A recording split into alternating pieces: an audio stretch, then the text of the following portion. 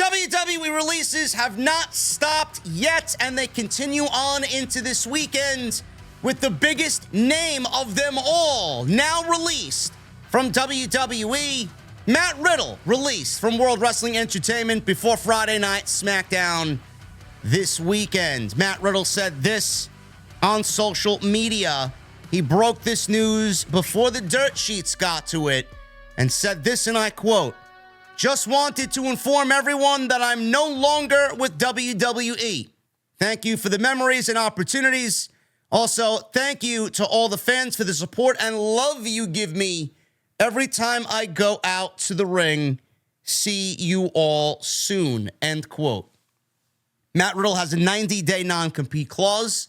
He will not be eligible to do anything until the end of the year, and then he will be free to do whatever he wants. His release was announced on Twitter, and his release comes after an airport incident at JFK Airport here in New York City, where he claimed that a police officer sexually assaulted him.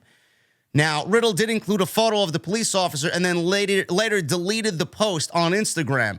Police then said that they were unaware of such an incident, and TMZ reported that they were called because someone was causing a disturbance while deplaning. Now, while all of this was happening, WWE crew and roster members were getting back into the States from India. If you guys remember, WWE held their Superstar Spectacle in India not too long ago. Police say that Riddle's claim led to an internal investigation into the matter. Now, meanwhile, Riddle has not appeared on the last two episodes of Monday Night Raw. There were reports that he wasn't feeling well. Obviously, WWE didn't really want to let the cat out of the bag. They probably knew then and there that Matt Riddle was no longer going to be with the company. Anyway, he didn't appear on the last two episodes of Raw, and there were questions about his future with the company even then. He confirmed his exit in a post on Twitter, like I just read to you. Now, Fightful has an update on this situation and the Matt Riddle release. Matt Riddle wasn't around backstage in WWE. This was even before his release, says Sean Ross Sapp. Fightful Select has confirmed that contrary to the rumors last week, former tag team champion Matt Riddle was never planned for the September 18th Raw show. One source that we spoke to, says Fightful, said that the rumor likely emerged from outdated information and that he was never in the creative plans for the show. Riddle had been off of the road from WWE since alleging that an officer at JFK Airport sexually assaulted him, leading to an internal investigation by the Port Authority Police. Riddle was removed from the September 11th Raw and taken off the road from WWE.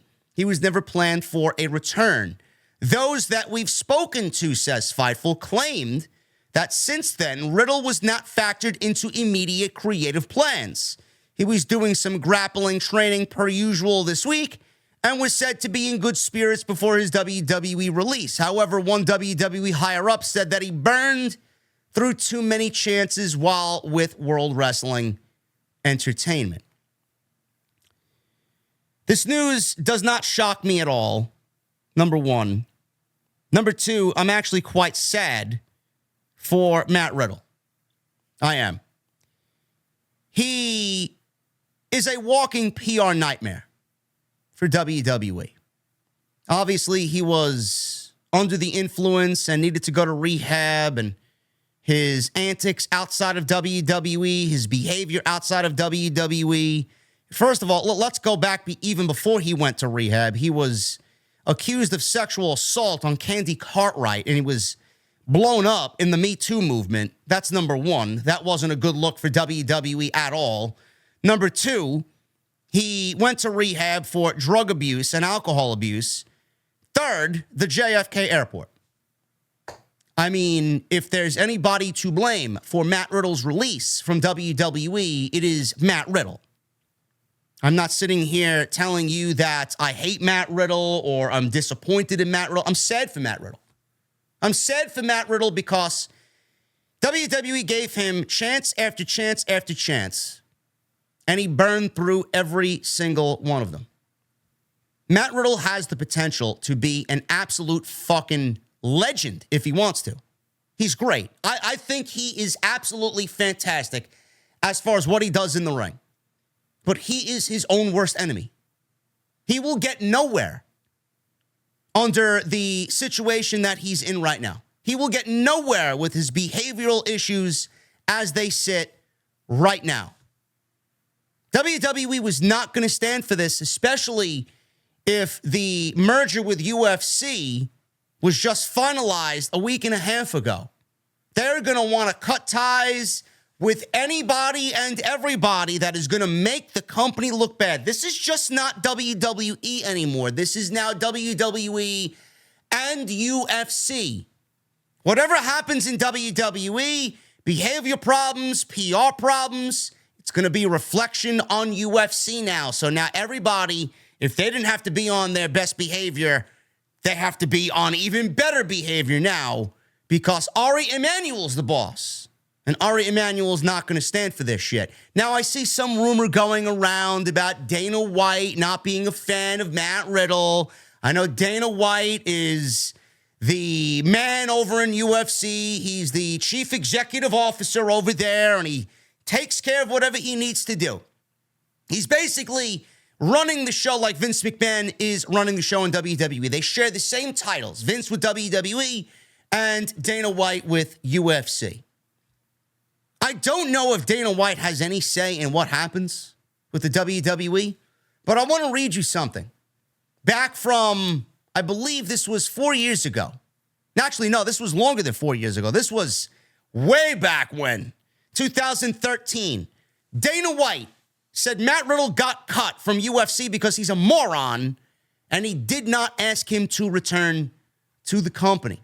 I'm going to read you an excerpt. This is from Bleacher Report.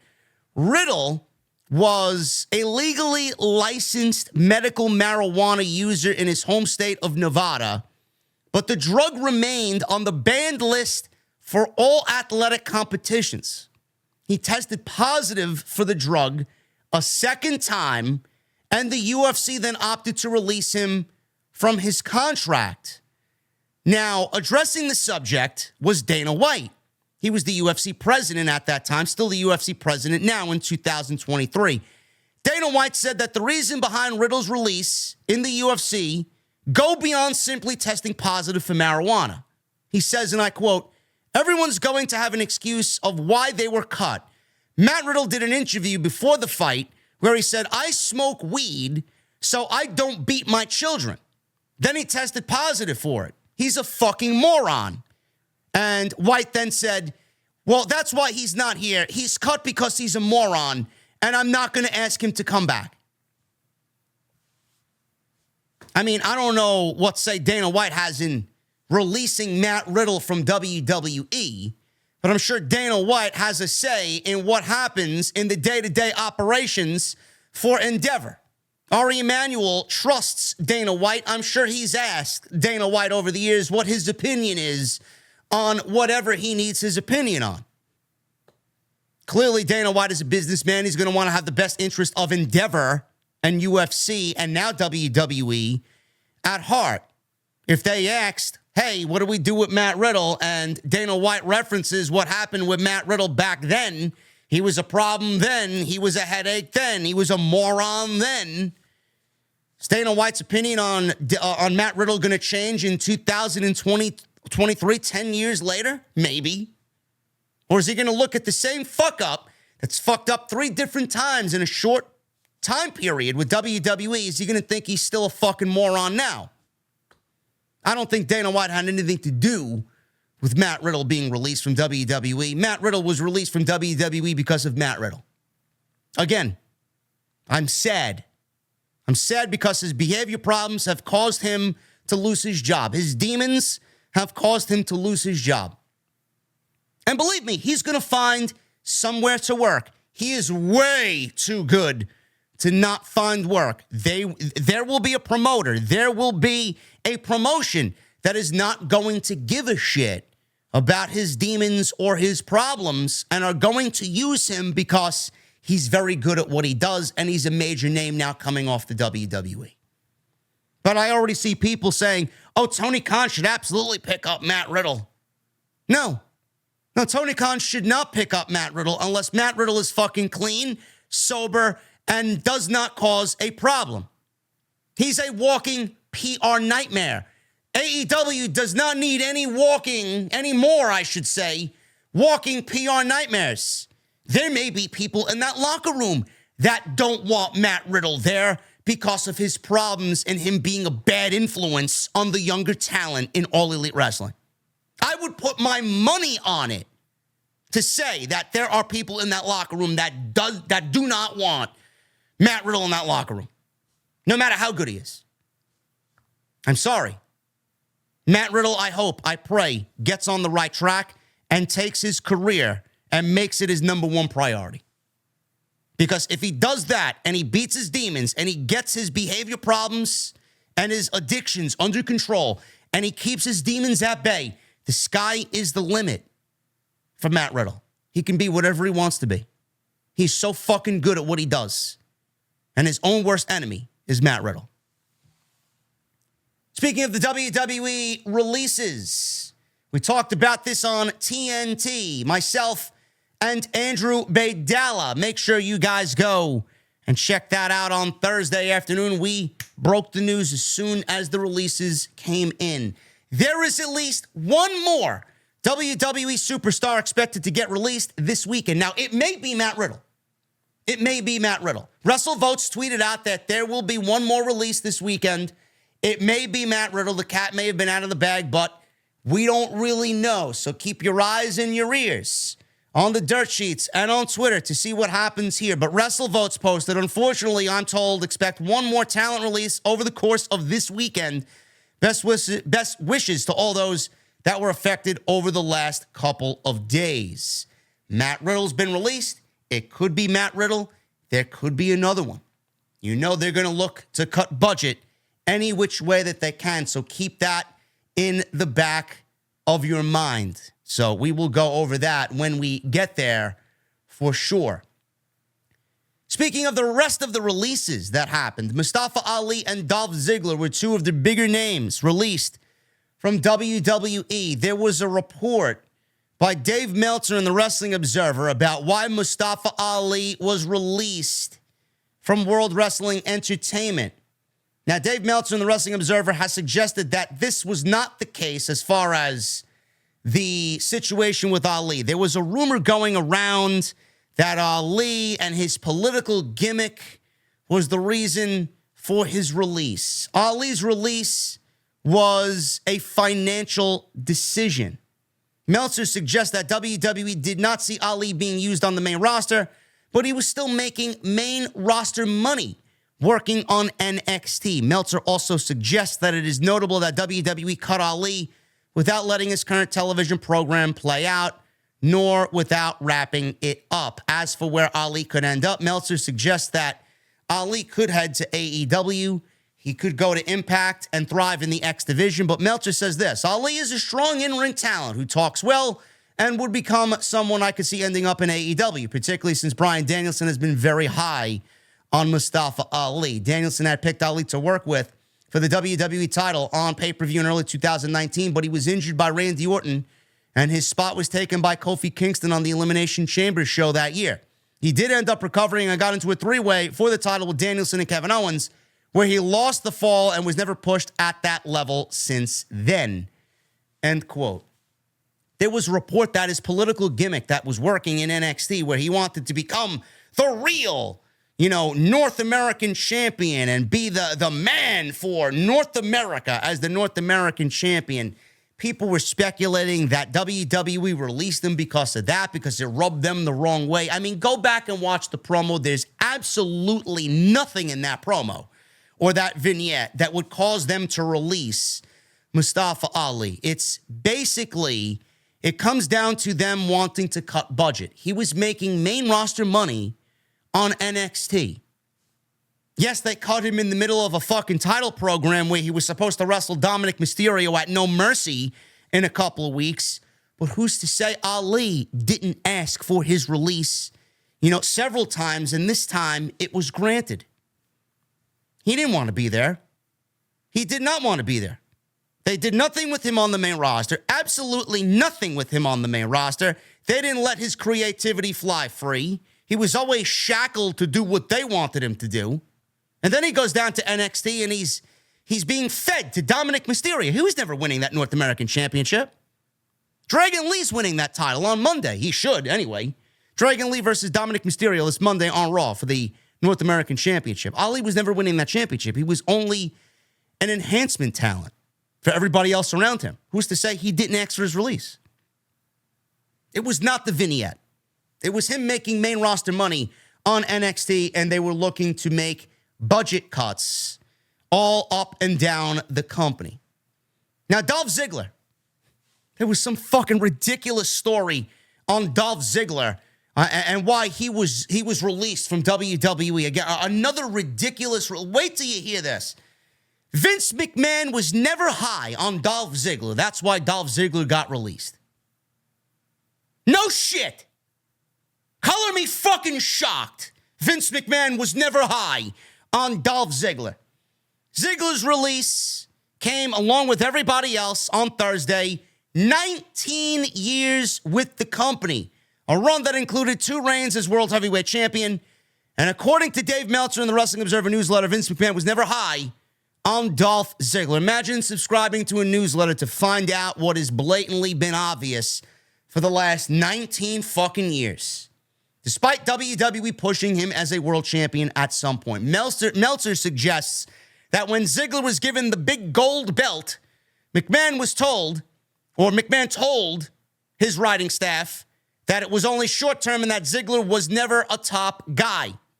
Since his last world title win in 2013, Ziggler had stints all over the card in WWE, but was barely used in a meaningful position on the card in the last few years, despite having a short run with the NXT Championship in 2022. Ziggler racked up 15 championship wins as a member of the Spirit Squad with Robert Roode, as the Dirty Dogs with Drew McIntyre, and as a solo competitor. Ziggler is also a former Money in the Bank winner. Again, Ziggler's going to go on and do whatever he needs to do, and he's going to be successful if he wants to continue to be a pro wrestler. Ziggler is way too good to just sit idle and not be successful. Ziggler could realistically be the next Matt Cardona on the indies and be the next indie guy that absolutely fucking becomes an even bigger name than when he was in the WWE. That is what he should have did before he signed on for another 5 years.